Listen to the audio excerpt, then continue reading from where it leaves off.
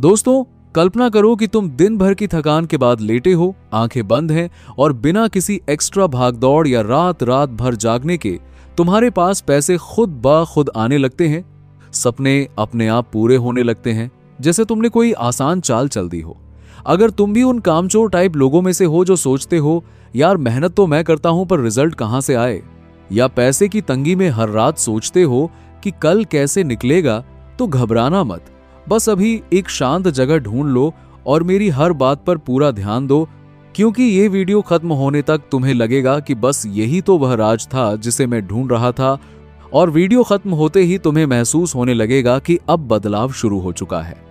ये कोई जादू नहीं बल्कि वह एनर्जी की सच्ची साइंस है जो तुम्हारी जिंदगी पलट देगी।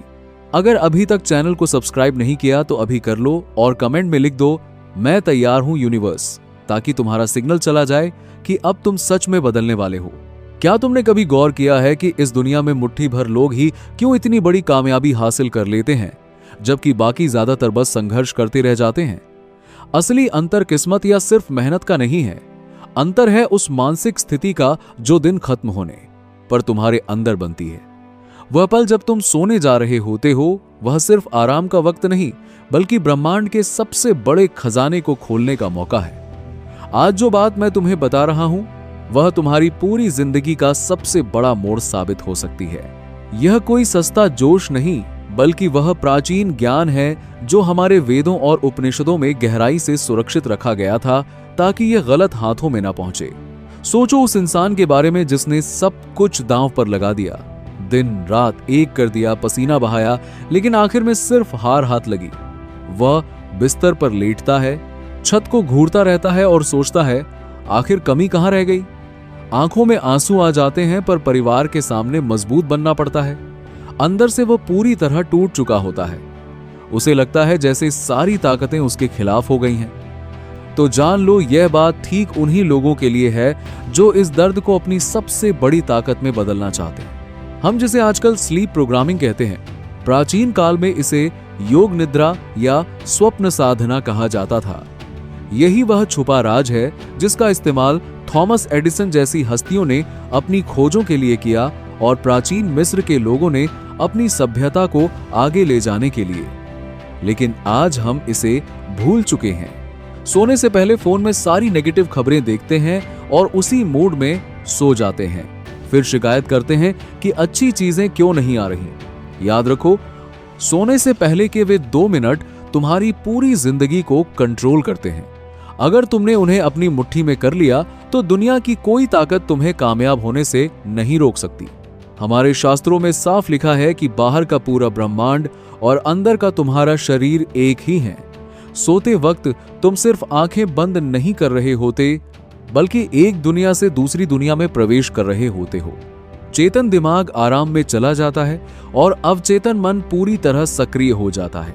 यही वह पल है जब तुम जो भी आदेश दोगे वह उसे पूरा करने में लग जाएगा।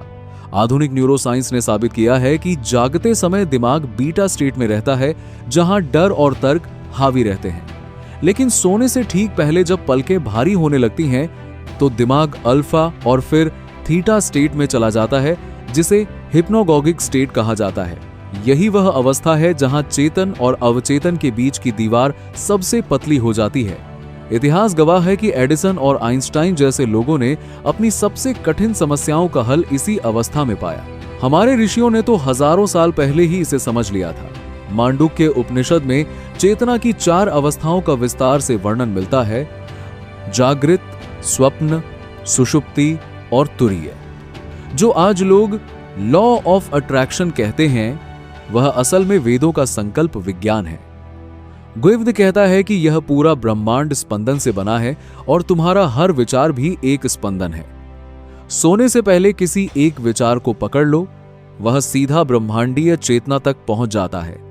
ठीक वैसे जैसे तुम गूगल पर कुछ सर्च करके एंटर दबाते हो और फिर बिना चिंता किए भरोसा रखते हो कि जवाब आएगा। प्राचीन मिस्र में नींद के मंदिर हुआ करते थे, जहां लोग बीमारियों और समस्याओं का समाधान पाने के लिए विशेष विधि से सोने जाते थे।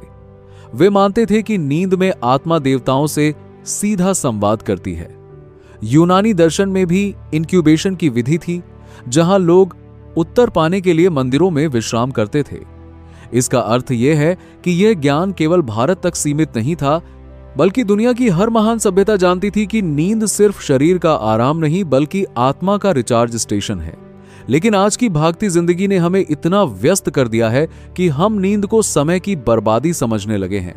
अगर तुम जीवन में कुछ भी पाना चाहते हो, चाहे धन हो, स्वास्थ्य हो या मन की शांति, उसका मार्ग अवचेतन मन से होकर जाता है। दिन भर कितनी भी मेहनत कर लो, कितनी भी किताबें पढ़ लो, अगर रात की प्रोग्रामिंग गलत रही तो सफलता दूर रह जाएगी। जो लोग कहते हैं मैंने बहुत मेहनत की फिर भी हार गया, अक्सर वजह यही होती है कि वे दिन में सपने बनाते हैं लेकिन रात को अपनी नकारात्मक सोच से उन्हें खुद ही तोड़ देते हैं। अब उस उच्च विधि पर ध्यान दो जिसका उल्लेख विज्ञान भैरव तंत्र में मिलता है, जहां भगवान शिव ने माता पार्वती को गहन ध्यान की प्रक्रियाएं बताईं। बिस्तर पर लेट जाओ, शरीर को पूरी तरह ढीला छोड़ दो, जैसे योग में शवासन करते हैं। आंखें बंद करो, सांसों पर ध्यान दो। जब मन शांत हो जाए तो स्वयं से वह एक प्रश्न पूछो जिसका उत्तर तुम्हें चाहिए। फिर सबसे बड़ी गलती मत करना कि खुद ही उत्तर सोचने लगो। बस प्रश्न को बीज की तरह मन में रखो और साक्षी भाव में चले जाओ, अर्थात केवल देखो, बिना निर्णय के, बिना बेचैनी के। भगवत गीता में श्री कृष्ण कहते हैं कि जो फल की चिंता छोड़े बिना कर्म करता है वही सच्चा योगी है। यहां तुम्हारा कर्म है प्रश्न पूछना और शांत होकर सो जाना। उत्तर देना उस परम शक्ति का कार्य है। जब तुम प्रश्न पूछकर शांत हो जाते हो तो दिमाग उसे पहेली नहीं बल्कि आदेश की तरह लेता है। मनोविज्ञान में इसे जाइगर्निक प्रभाव कहा जाता है। अधूरी बातें दिमाग पूरी रात सक्रिय रखता है, नए न्यूरॉन कनेक्शन बनते हैं, पुराना डेटा व्यवस्थित होता है और अवचेतन मन तुम्हारे अनुभवों के विशाल भंडार से जुड़ जाता है। कई बार सपने में उत्तर मिल जाता है, कई बार सुबह उठते ही अचानक कोई विचार स्पष्ट हो जाता है, कभी किसी सामान्य बातचीत में तुम्हें वही जवाब सुनाई दे जाता है जिसकी तलाश थी। यह कोई चमत्कार नहीं बल्कि मन और ऊर्जा के नियमों का स्वाभाविक परिणाम है। जब तुम एक स्पष्ट फ्रीक्वेंसी के साथ सोते हो तो जीवन उसी स्तर के अनुभव तुम्हारी ओर खींचने लगता है। लेकिन सावधान रहना, यह विधि जितनी शक्तिशाली है उतनी ही संवेदनशील भी है। अगर संदेह या डर के साथ प्रश्न पूछोगे तो परिणाम उलझ जाएंगे। उपनिषदों में कहा गया है, भाव ही देवता है। यदि भावना में शंका है तो तुम अस्त व्यस्त संकेत भेज रहे हो। पूछो, वैसे जैसे छोटा बच्चा अपनी मां से पूछता है, पूरे विश्वास के साथ कि जो मिलेगा वह उसके भले के लिए ही होगा। यही श्रद्धा है। आधुनिक शोध बताते हैं कि सोने से पहले की भावनाएं पूरी रात तंत्रिका तंत्र में सक्रिय रहती हैं। अगर चिंता में सोते हो तो 8 घंटे चिंता का अभ्यास करते हो और यदि समाधान की उम्मीद में सोते हो तो 8 घंटे सफलता की तैयारी करते हो। जब तुम ये प्रक्रिया हर रात अपनाओगे तो शुरुआती दिनों में मन भटकेगा, पर इसे मत छोड़ना। अभ्यास और वैराग्य ही मन पर नियंत्रण का मार्ग है। तुम केवल शरीर नहीं हो, तुम अनंत ऊर्जा का स्रोत हो। सोहम अस्मि। आज जो समझ तुम्हें मिली है, यह साधारण जानकारी नहीं बल्कि वह चाबी है जिससे तुम अपनी नियति का ताला खोल सकते हो। आज से ही शुरुआत करो। फोन दूर रखो, शोर को बंद करो और अपने भीतर की शांति में उतर जाओ।